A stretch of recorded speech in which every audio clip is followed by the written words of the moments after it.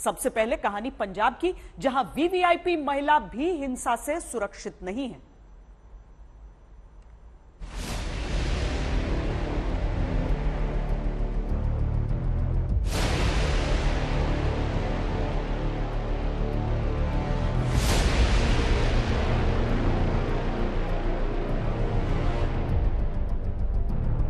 ये तस्वीरें आपको विचलित कर सकती हैं, लेकिन क्या करें, हकीकत कड़वी होती है। ये सऊदी अरब का वीडियो है जो दुनिया भर में वायरल है। इस वीडियो के ट्रेंड होने की वजह इसमें महिलाओं के साथ हो रही क्रूरता है, जिसे कोई भी सभ्य समाज स्वीकार नहीं कर सकता, क्योंकि इसमें एक महिला के बाल खींचे जाते हैं। बुर्का पहने एक महिला को बाल पकड़कर घसीटा जाता है, उसके हाथ मोड़े जाते हैं, बेल्ट से मारा पीटा जाता है।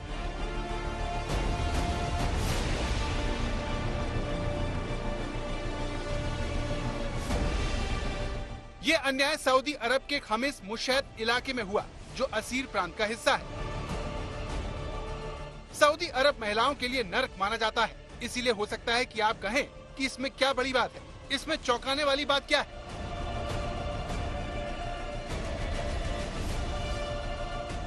तो इस वीडियो को आपको दिखाने की वजह महिलाओं को लेकर सोच है, जिससे भारत भी अछूता नहीं है। ये रहा उसका सबूत।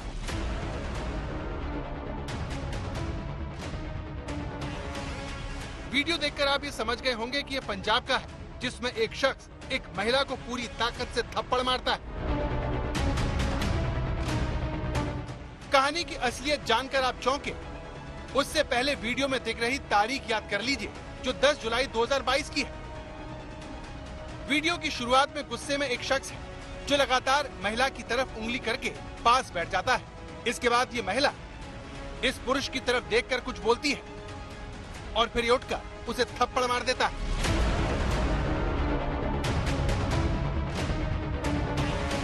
भारत में घरेलू हिंसा होना आम बात है, लेकिन आप ये जानकर हैरान रह जाएंगे कि वीडियो में दिख रही जिस महिला को पीटा गया वो कोई आम महिला नहीं है, बल्कि एक विधायक है।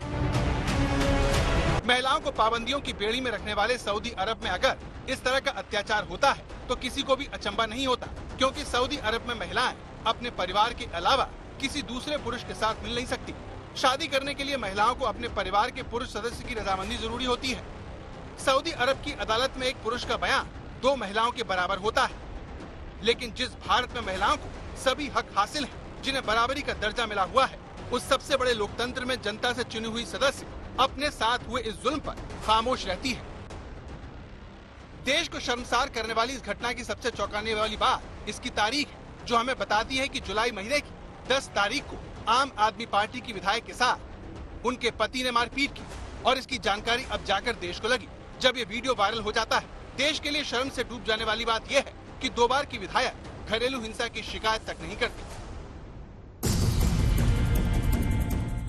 कहने की जरूरत नहीं है कि अगर ये वीडियो सामने नहीं आता तो एक विधायक से घरेलू हिंसा की जानकारी देश को नहीं लगती, क्योंकि इस मामले पर दोनों परिवार खामोश है और अब सरकार हरकत में आती दिख रही है।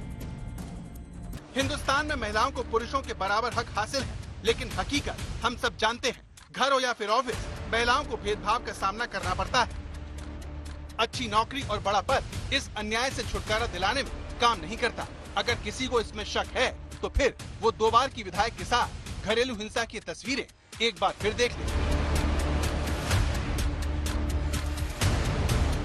कुणाल बंसल, भटिंडा, आज तक। हमारे समाज में आजकल जब शादी के लिए लड़की ढूंढी जाती है तो सबको पढ़ी लिखी लड़की चाहिए, आजकल कमाऊ लड़की भी चाहिए, लेकिन पढ़ाई उतनी ही हो जितने में एक लड़की बिना सोचे समझे पति की हाँ में हाँ मिलाए, कमाए इतना कि लड़की सर चढ़ी न बन जाए। तो हमारी बेटियां भले ही अब पढ़ लिख रही हों, कामयाब बन रही हों, लेकिन उन्हें लेकर समाज की सोच में क्या बहुत ज्यादा बदलाव आया है? हमारे देश में महिलाओं का एक तबका अब भी रुई की तरह धुना जा रहा है। इसीलिए तो एक महिला विधायक को आजादी के इतने साल बाद भी यह सपना देखना पड़ता है कि लोग महिलाओं का सम्मान करें। बलजिंदर कौर हिंदुस्तान में महिलाओं की वो हकीकत है जिसे पुरुषवादी सोच स्वीकार करने को राजी नहीं है। घर के बाहर भले ही महिला कितनी भी कामयाब हो जाए, घर में उसे पति की हिंसा झेलनी पड़ती है, क्योंकि सब कुछ चुपचाप सहने वाली औरत को ही हमारे समाज का एक बड़ा तबका अच्छे घर की लड़की की पहचान मानता है। तभी तो पति से थप्पड़ खाने के बाद भी बलजिंदर कौर चुप रहती हैं और 2 बार की विधायक होने के बावजूद महिलाओं के दर्द का इलाज चाहती हैं। मैं ये चाहती हूँ कि बीइंग अ फीमेल है ना, कि अब सच्चे दिल से मतलब लड़कियों के लिए, औरतों के लिए, उस माँ के लिए, मतलब पता नहीं क्यों मैं ऐसे चाहती हूँ कि यार उनके दर्द का कोई इलाज होना चाहिए। मैं चाहती हूँ कि जैसे हमारे किसान ऊपर उठे, हमारे स्टूडेंट ऊपर उठें, हमारा हर वर्ग ऊपर उठे, तो पर्टिकुलरली जो हमारी गर्ल्स हैं, जो हमारी फीमेल है, जो हमारी मदर है, मतलब उस वर्ग के लिए भी कुछ ऐसा होना चाहिए कि वो अपने आप पे डिपेंडेंट हो। देश भर में केंद्र और राज्य की दर्जनों योजनाएं महिलाओं को केंद्र में रखकर चलाई जा रही हैं। उनके मोटे मोटे बजट हैं, लेकिन फिर भी हिंदुस्तान में बेटियां महफूज नहीं हैं। घर हो या फिर ऑफिस, वो अत्याचार का आसानी से शिकार हो जाती हैं, क्योंकि उन्हें कोई सुनना ही नहीं चाहता। उनको कुछ सुनना नहीं चाहता है ना, उनको कुछ सुनता नहीं, उनको समझता नहीं, कुछ समझना नहीं चाहता।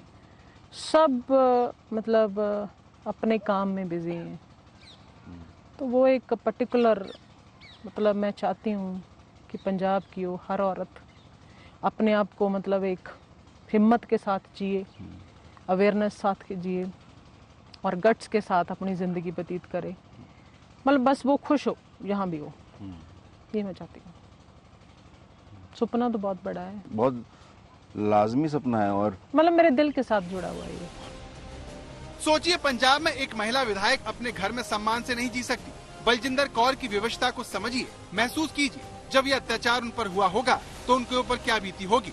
उन्होंने अपने आप को कितना छोटा और कमजोर महसूस किया होगा। उनके पति ने उन्हें कमतर होने का एहसास करवाया होगा। ये बताया होगा कि भले ही वो एक विधायक हों, लेकिन फिर भी वो घरेलू हिंसा से सुरक्षित नहीं है। भारत में घरेलू हिंसा की बीमारी महामारी बन चुकी है, जिसमें बहुत तेजी से इजाफा हुआ है। साल 2001 से 2018 के बीच घरेलू हिंसा के मामलों में 53% की उछाल आई है।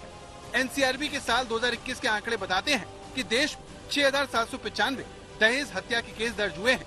पति और रिश्तेदारों से होने वाली क्रूरता के मामले महिलाओं के खिलाफ 1,37,956 तक जा चुके हैं।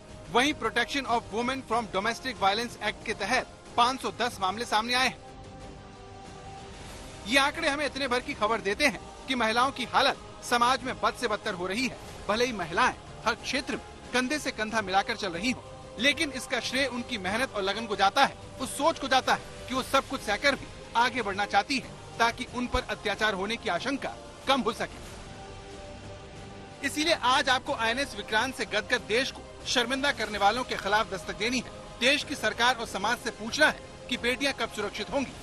वो वक्त कब आएगा जब बेटियों पर बुरी नजर डालने वाले उन पर अत्याचार करने से पहले 100 बार सोचेंगे। आज तक ब्यूरो।